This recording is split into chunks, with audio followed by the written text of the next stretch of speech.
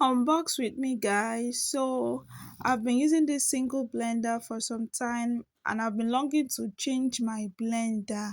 I've been longing to have this multi-purpose blender, and I saw this online and I decided to get one for myself.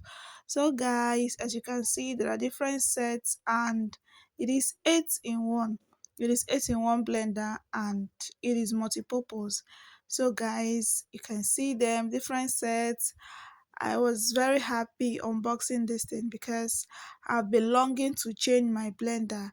I've been using this single blender, and guys, my new blender, I was very happy doing this. You know, when you finally get what you want. So this was my old blender, you can see.